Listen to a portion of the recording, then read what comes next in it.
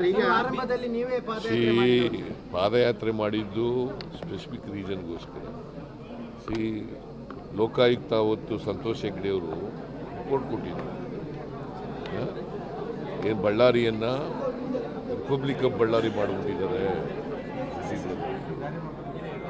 ಮತ್ತು illegal mining ಎಲ್ಲ ಮಾಡ್ತಾ ಇದ್ದಾರೆ ಅಂತೇಳಿ ರಿಪೋರ್ಟ್ ಕೊಟ್ಟಿದ್ರು.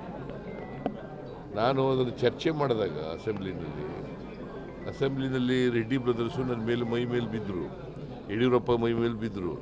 ಅದಕ್ಕೋಸ್ಕರ ಪಾದಯಾತ್ರೆ ಮಾಡಿದ್ದೆ ನಾನು. ಇವ್ರು ಯಾವ ಕಾರಣಕ್ಕೋಸ್ಕರ ಪಾದಯಾತ್ರೆ ಮಾಡ್ತಾರೆ? ಏನು ಘಟನೆ ನಡೆದಿದೆ?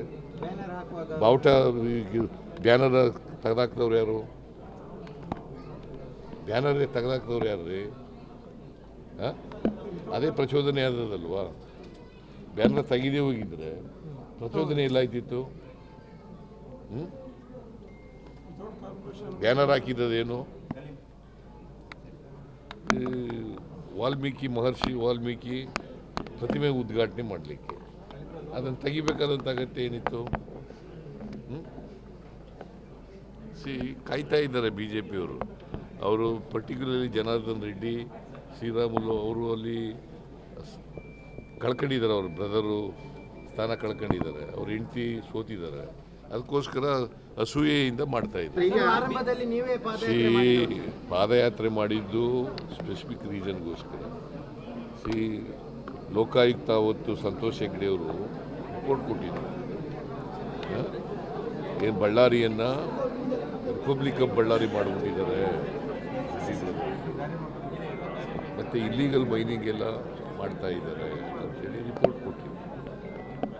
ನಾನು ಅದನ್ನು ಚರ್ಚೆ ಮಾಡಿದಾಗ ಅಸೆಂಬ್ಲಿನಲ್ಲಿ ರೆಡ್ಡಿ ಬ್ರದರ್ಸು ನನ್ನ ಮೇಲೆ ಮೈ ಮೇಲೆ ಬಿದ್ದರು, ಯಡಿಯೂರಪ್ಪ ಮೈ ಮೇಲೆ ಬಿದ್ದರು.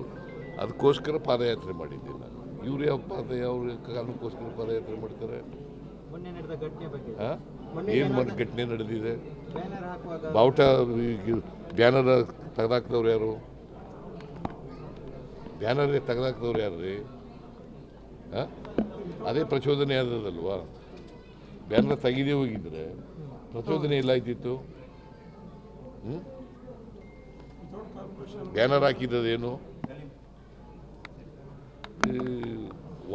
ಮಹರ್ಷಿ ವಾಲ್ಮೀಕಿ ಪ್ರತಿಮೆ ಉದ್ಘಾಟನೆ ಮಾಡಲಿಕ್ಕೆ ಅದನ್ನು ತೆಗಿಬೇಕಾದಂಥ ಅಗತ್ಯ ಏನಿತ್ತು? ಕಾಯ್ತಾ ಇದ್ದಾರೆ ಬಿ ಜೆ ಪಿಯವರು. ಅವರು ಪರ್ಟಿಕ್ಯುಲರ್ಲಿ ಜನಾರ್ದನ್ ರೆಡ್ಡಿ, ಶ್ರೀರಾಮುಲು ಅವರು ಅಲ್ಲಿ ಕಳ್ಕೊಂಡಿದ್ದಾರೆ. ಅವ್ರ ಬ್ರದರು ಸ್ಥಾನ ಕಳ್ಕೊಂಡಿದ್ದಾರೆ, ಅವ್ರ ಹೆಂಡತಿ ಸೋತಿದ್ದಾರೆ. ಅದಕ್ಕೋಸ್ಕರ ಅಸೂಯೆಯಿಂದ ಮಾಡ್ತಾ ಇದ್ದಾರೆ.